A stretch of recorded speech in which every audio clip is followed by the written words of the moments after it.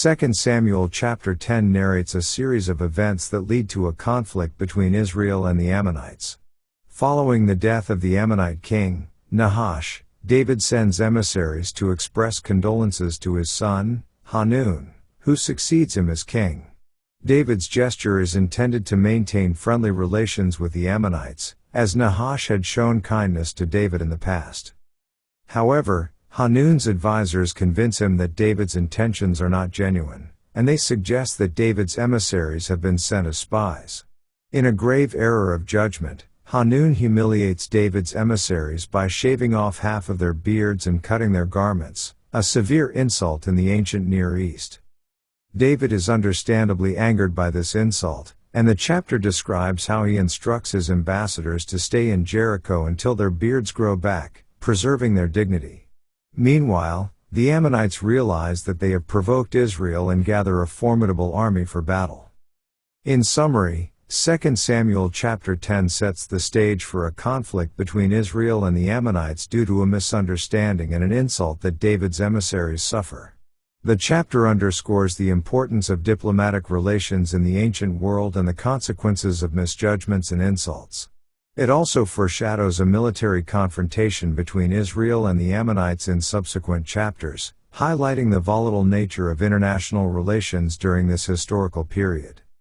Let's now read 2 Samuel chapter 10. And it came to pass after this, that the king of the children of Ammon died, and Hanun his son reigned in his stead. Then said David, I will show kindness unto Hanun the son of Nahash, as his father showed kindness unto me. And David sent to comfort him by the hand of his servants for his father. And David's servants came into the land of the children of Ammon. And the princes of the children of Ammon said unto Hanun their lord, Thinkest thou that David doth honor thy father, that he hath sent comforters unto thee? Hath not David rather sent his servants unto thee, to search the city, and to spy it out, and to overthrow it?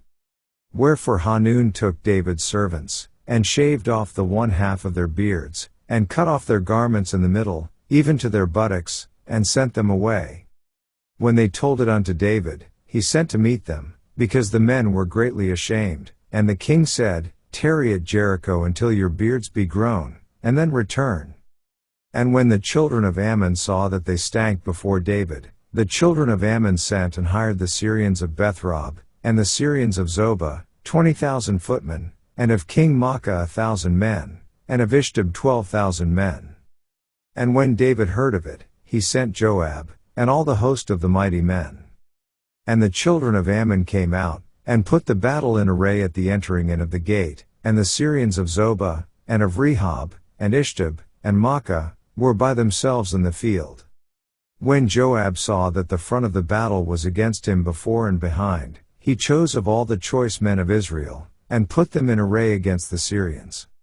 And the rest of the people he delivered into the hand of Abishai his brother, that he might put them in array against the children of Ammon. And he said, If the Syrians be too strong for me, then thou shalt help me, but if the children of Ammon be too strong for thee, then I will come and help thee.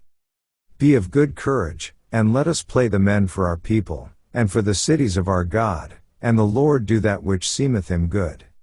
And Joab drew nigh, and the people that were with him, unto the battle against the Syrians, and they fled before him.